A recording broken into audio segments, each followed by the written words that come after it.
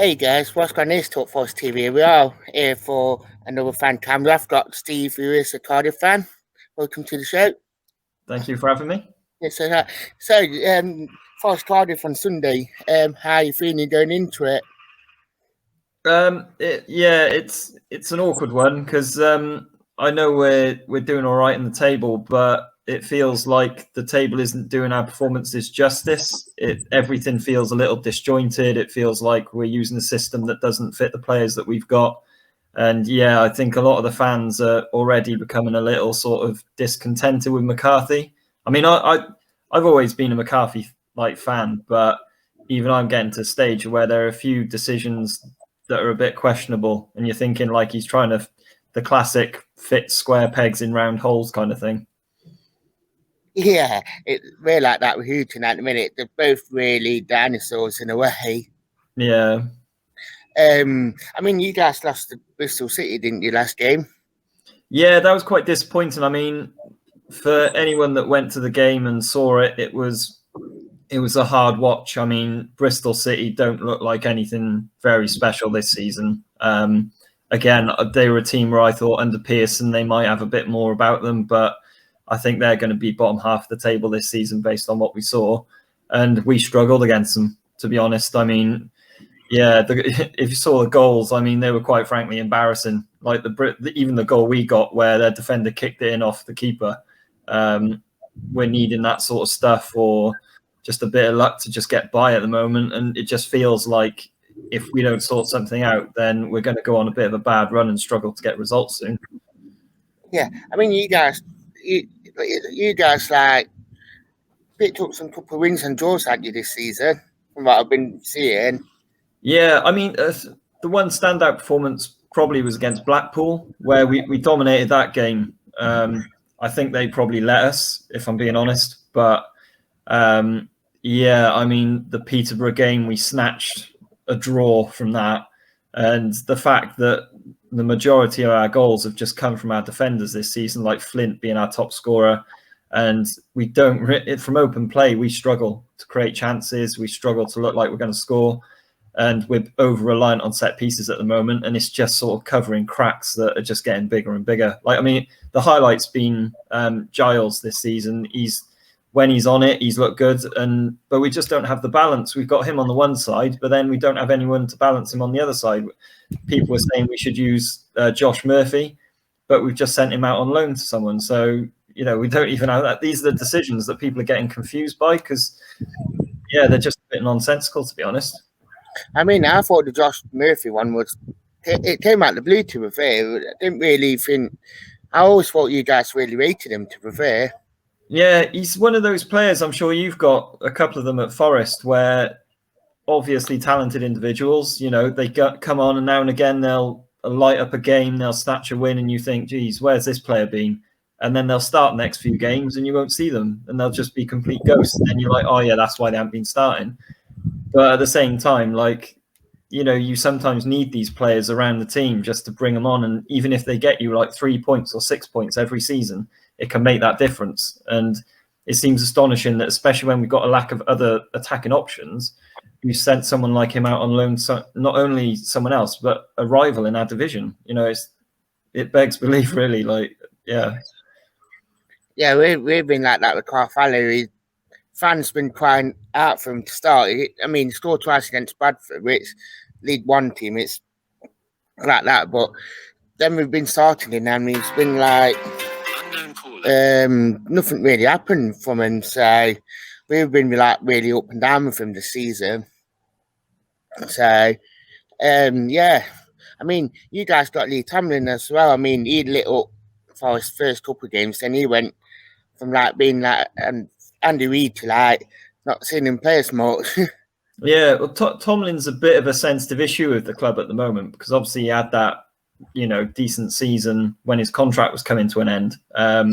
And in hindsight, some of the fans have now started saying he was only playing well to earn the new contract. But yeah, I mean, it's a case of McCarthy saying one thing, Tomlin saying another thing, the medical team saying another thing. People on certain forums are then chipping in with their opinions, and it's a lot of hearsay. But the general opinion is that he's not fit enough to start, whether he's available or not. And, you have to be at that basic level of fitness to compete at this level. And if he's not showing that willingness, then there's not a lot we can do, really. But it's frustrating because he's the sort of player that you want at the moment, because we need the players that are going to make something happen out of nothing. And we just don't have anyone at the moment. I mean, we've got a midfield that consists of Joe Rawls, Marlon Pack, and Leandro Bacuna.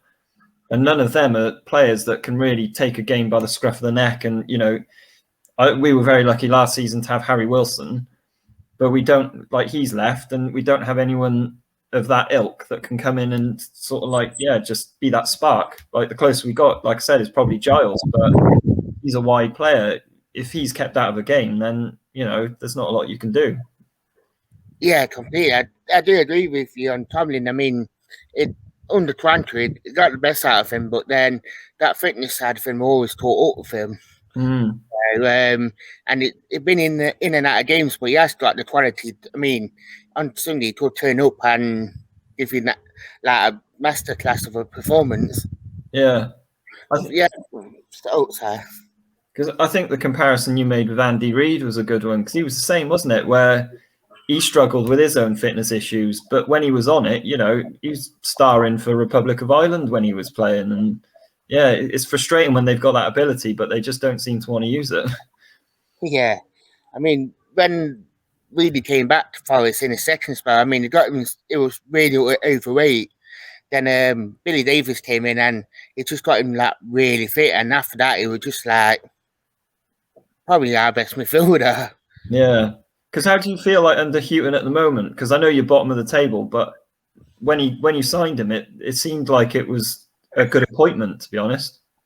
Yeah, when he first came, it weren't what we needed, because we were shipping goals left, right, and centre. I mean, when he first came, we signed 15 players, and we had a turnover 17. So there weren't much unity on the pitch. So when Newton came in, it completely put that organisation into the team, and a lot of fans wanted him. But now it's because he's they're playing just week one, and a lot of fans are becoming not wanting him. So I'm really the same you guys are with McCarthy.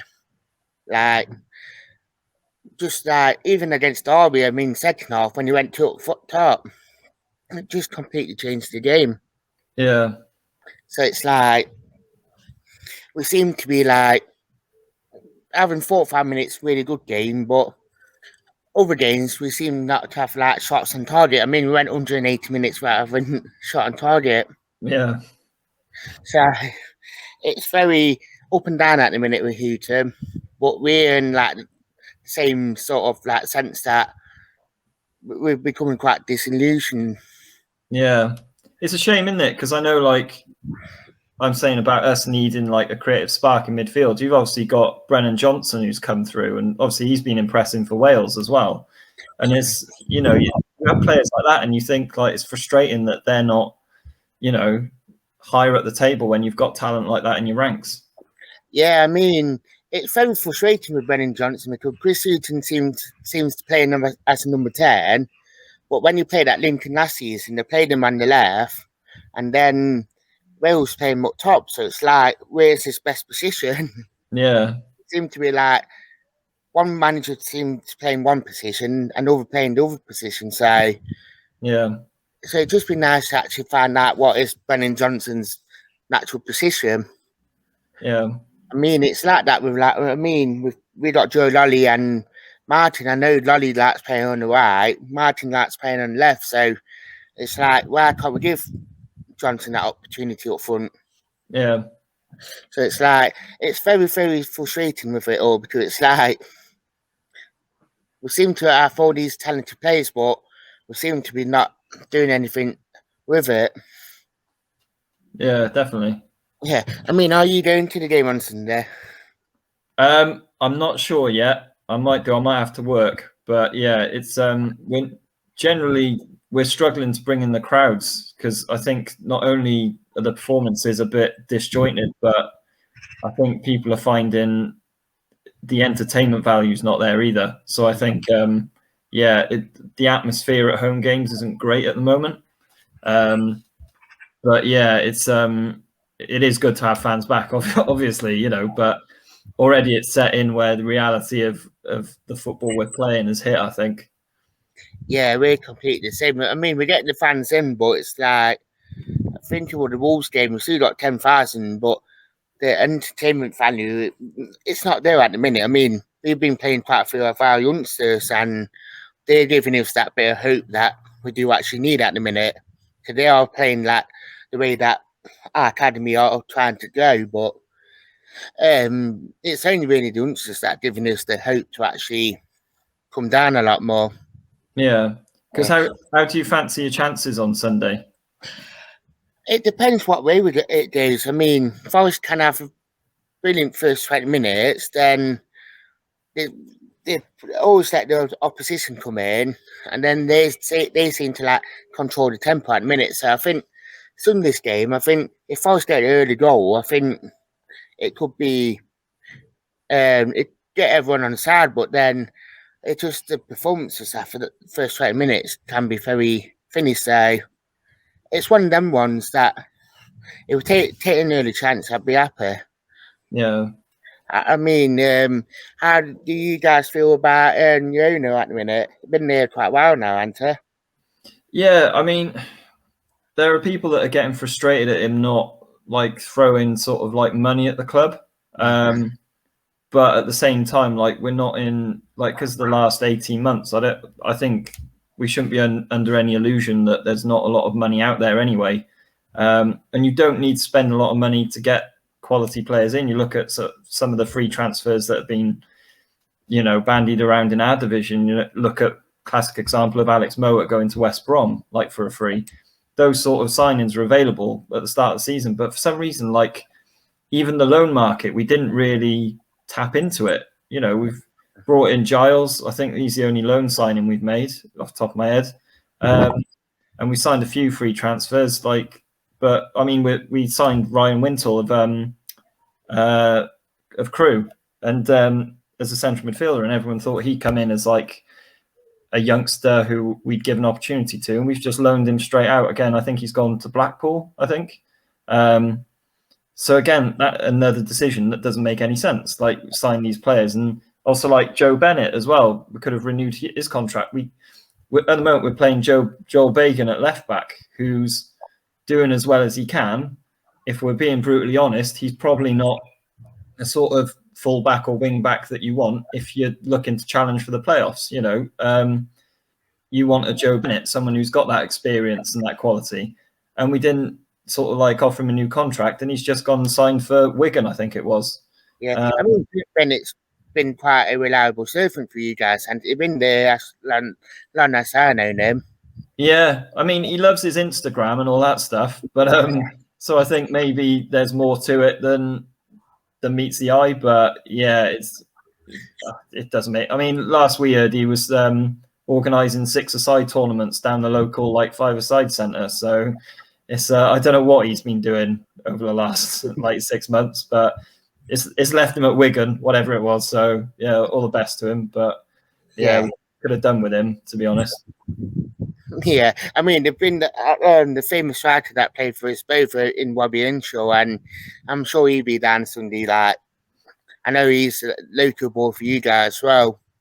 Yeah. Oh, I remember I started going down to watch Cardiff City just sort of like as Ernie was coming into the squad, and yeah, like cracking guy, like and he's brilliant player for us. And I think yeah, for you guys, obviously it helped that he was pretty shoddy for Derby as well, wasn't he? So I think it was a good old bit of agent Earnshaw going on there. But yeah, it's yeah, really good player. Yeah. I mean, he came in, I was a bit like Earnshaw from Derby, and I thought like that, but it seemed won me over, especially with his celebrations. Yeah, yeah. Yeah, I mean, games between Forest and Cardiff can be like some games you can get a couple of goals, but other games it's like not a lot of goals in it. So, how do you feel that the score will be on Sunday? Um, I mean, if you can defend set pieces, we won't score. If you can't defend set pieces, we'll probably put a bucket load on you. I think that's the best way to put it. So, yeah, it's not going to be a very entertaining game. I think we can say that now. I don't. Is it on TV? I haven't checked. Yeah, It is. It's after the kickoff on Sky. Yeah, I don't know. I'd recommend the neutrals probably go into it with minimal expectations, but yeah, I think it'll probably be the odd goal that settles it. Maybe a 1-0 or it'll be a 1-1 or something like that. Yeah, I mean, Forest can't defend for a laugh of them at set pieces. If say that we got Hooton in and we got quite a tall centre half from McKenna and Worrell, we can't seem to defend for a laugh first. So you might get from set pieces. I mean, bit of a weird one, start putting it on a half-2 kickoff on a Sunday. Yeah, it is a bit strange, isn't it? Yeah, I mean, Cardiff fans normally. I mean, whenever last couple of years, Cardiff always brought a good following down as well to Forest as well. So yeah, I've been to City Ground a few times to watch us, and it's always been like great atmosphere there. Like the games, and we've had quite enjoyable games up there as well, haven't we? yeah. I mean, the atmosphere between the fans always been awesome as well with the banter and all that goes in between them. Yeah. I mean, I've been Cardiff. I went to the last game when you guys won 2-0 at Ninian Park. I think that was the last game before the last season before you moved there. Yeah. And I went to the one when McGoodin scored in the 90th minute. Oh, that was that one where he just banged it from quite far out, wasn't it? Yeah. Yeah, I mean, he got it. That where he started his nickname for being a super sub because he always used to come on and score like goals like left, right, and centre. When he started him, he never produced it. Yeah, was that the game where one of your players did he break his leg? I can't remember which one it was. That's the season after that was. Oh, was it? Yeah. Yeah, when we won 2-0, McGoodin scored that Rudy as well. Yeah. Blackstock went and scored. Then it just did that. Chris did his leg in. Yeah. I mean, I always remember because when I seen it, I think you on Twitter, and I looked at it and I about turned TV screen, complete screen off like. Yeah. But yeah, there have been some really good games. So, have you got any score prediction? Well, now you said you're not very good at set pieces. It's maybe a bit more optimistic, I think. But at the same time, I mean, we're just generally not defending very well at the moment. So I think I always have the philosophy, and this was before the Bristol City game, that Mick McCarthy's home record at clubs that he's managed is generally quite good. I mean, so far this season, we've been pretty poor at home, so that kind of contradicts that. But I still think that we'll probably sneak a win, but it'll be a set piece goal. I think 1-0, maybe 2-1, I think. I mean, if you guys come and set shop against us and just not let us play and take chances, it'd be a very long afternoon for us. Yeah. But yeah, I completely agree. I think it'd be a one goal in it. But genuinely at the minute, most games this season for us have been 2-1, so but after us talking, it might just be a 1-0 both sides. Yeah. I'd be thinking about it, I'd probably be surprised if we kept a clean sheet. I think you probably have enough quality players coming forward that it's going to cause our backline difficulties, because I think especially in the wing back positions, we are still a bit inexperienced. So I think if you can get in around the back, then yeah, you could definitely get one. And again, if you make it the first one, like you said, it could change the whole way that the game plays. But I think we can both agree, like, the first goal is going to be very important.